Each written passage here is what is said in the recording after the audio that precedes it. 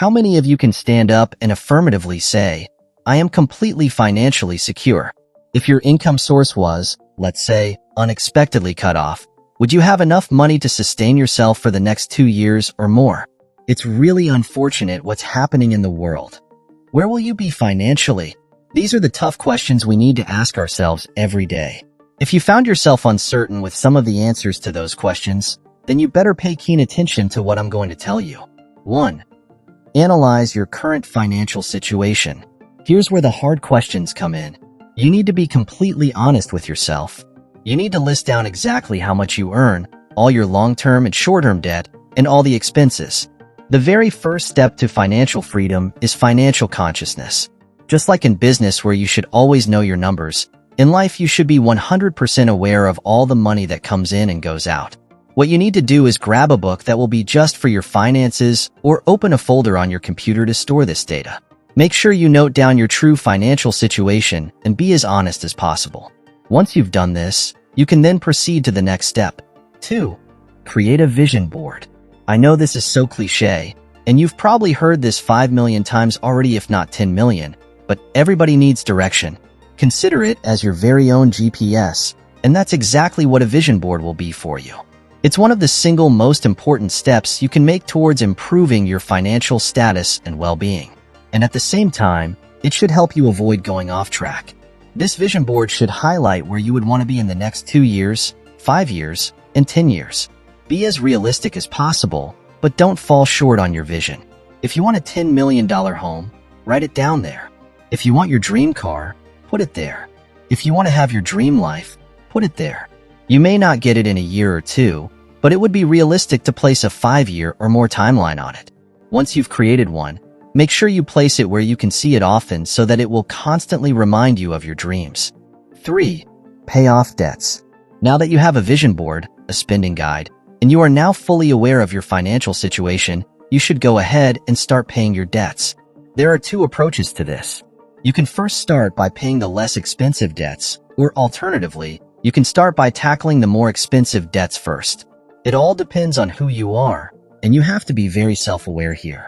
If you are one of those people who tend to need constant motivation, then you should start with the less expensive debts first, because clearing them faster will give you momentum and inspiration to continue.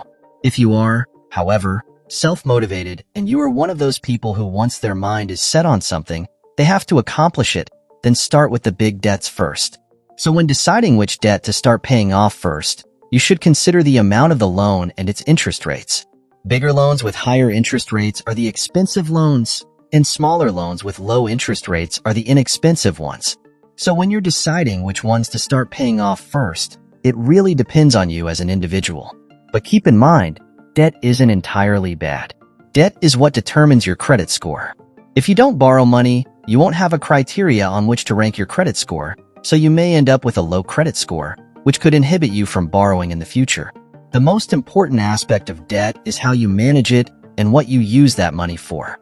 If you're borrowing money to finance a house, that's entirely fine, because the house will appreciate in value and offset the interest rate.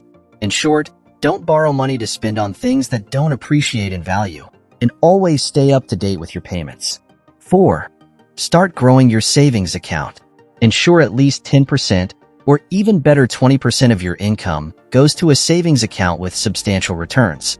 It's important for you to start saving as soon as possible. As far as I know, saving is the best way to start building up a good reserve of money which you can later use to invest in other high ROI investments. So one of the best things you can do for your finances is to set up automatic withdrawal systems where once money hits your account, it is immediately transferred to a savings account. If you are looking for a financial peace of mind, then saving is absolutely crucial. However, make sure your savings account is an interest-earning account.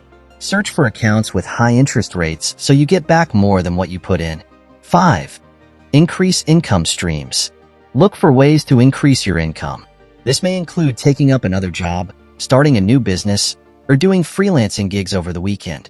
The goal here is to find ways to supplement your current income. You can't afford to work less than 10 hours a day unless you have an underlying medical condition or a baby to take care of. To be honest, people waste a lot of time in their 20s and 30s doing trivial things. If you ask any elderly person, They'll tell you endless stories of how they wish they worked harder and took more risks in their youth.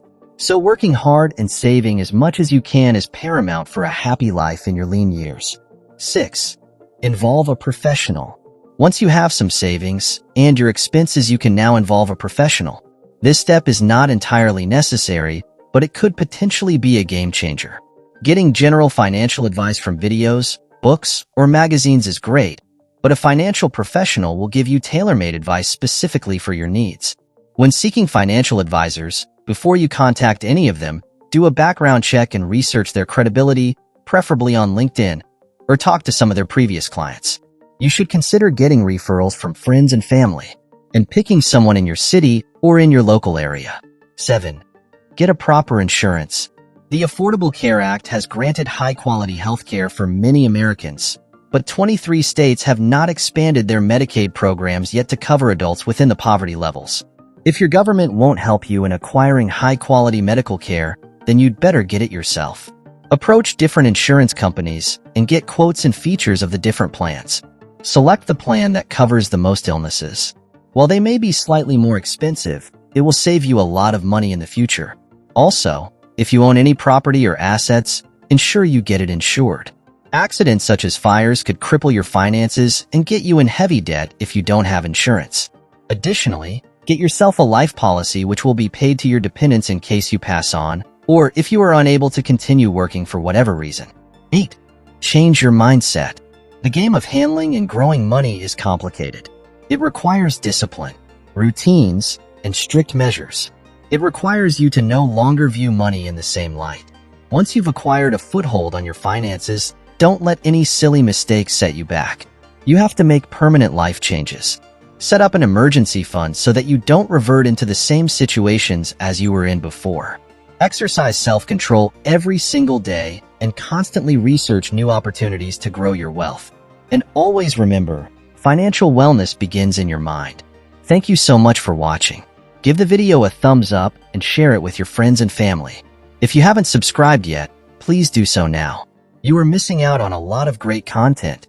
Do yourself a favor and hit the subscribe button, and also tap the bell notification icon so you never miss any of our future videos. With that said, you guys, have a great day, and I'll see you all in the next one.